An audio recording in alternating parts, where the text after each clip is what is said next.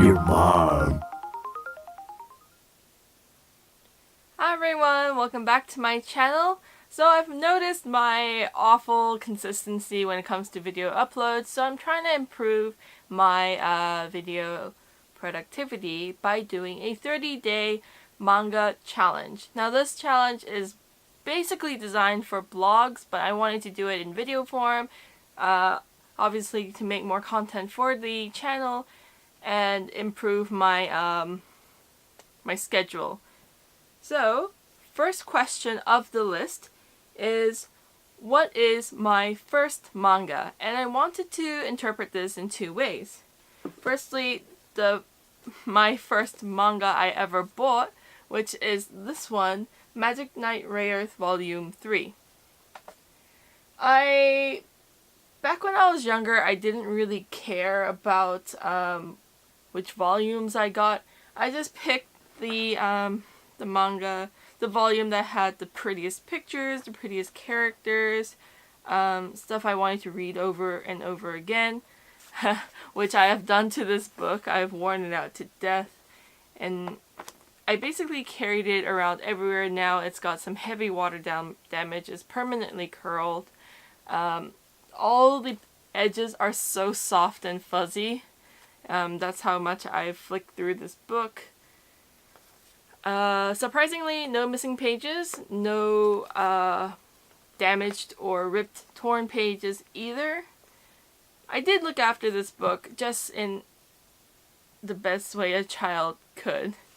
When I first got to New Zealand, which is when I bought this, it was about 15 years ago, and back then, manga, especially this particular Rayearth volume, was $63 something, and now it's crazy. Manga nowadays is only $20 to $30, so basically half the price it used to be. But I don't know, I just really wanted it, and my parents did me a solid and got it for me. And I still have it as a memento. I can never throw this one away because of what it means to me. It has a sentimental value. Now the second interpretation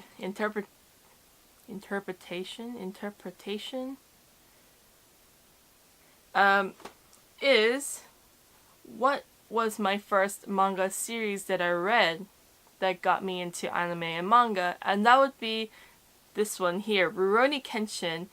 I read Rurouni Kenshin through a book rental service. It's not the library.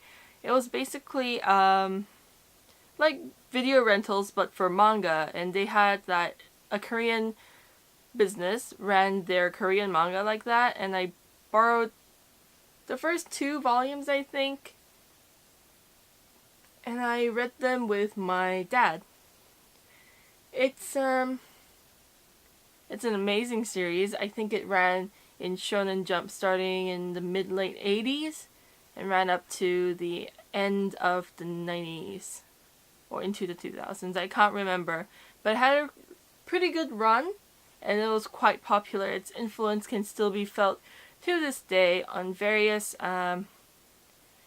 samurai manga, anime, just how things are done, what the characters are like. I feel like a lot of those types of series can arguably be inspired by this. I don't want to give this too much credit, of course, but it was quite a big deal, and I think it's considered a classic now. For those of you who don't know what this series is about, it's about this guy, Kenshin, who is a really passive, He's a pacifist samurai who carries around a reverse blades katana called a sakabato, in an era where the samurai code, samurais in general, and swords, katanas, have been banned. It's called the Meiji era. It's very loosely based on that time period. Obviously, some of the historical figures do show up, but they are not in any way accurate or true, so don't let manga and fiction educate you in history. that aside, it is a really fun manga. It is way more battle manga, Shonen Jump-y than, say, the more classic, more realistic samurai mangas that's available, like Vagabond or Lone Wolf and Cub. Those ones are really realistic. This one is much less. I think probably not to this degree, but it's kind of like Prince of Tennis and Tennis. If you know that comparison, then I think it might help you.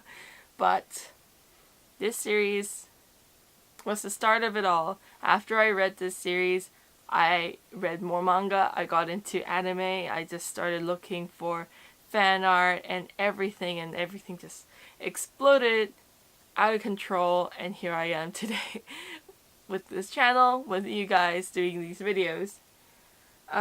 So obviously this series has a lot of sentimental value to me. It's quite important, and it's a really good read. I keep stressing this, but it's really fun, and the main character was like a personal role model for me for a very long time. I think a good 4 or 5 years after I finished reading this, I still thought about this series, and I kept re-renting, going back to it, watching the anime. I was kind of a nut, actually, now that I think about it.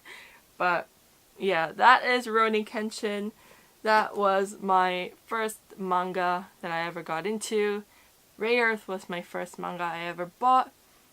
And that concludes today's topic of what was your first manga. I hope you guys enjoyed this video. I'll be back tomorrow with another one. Thank you for watching, guys, and I'll see you next time. Bye!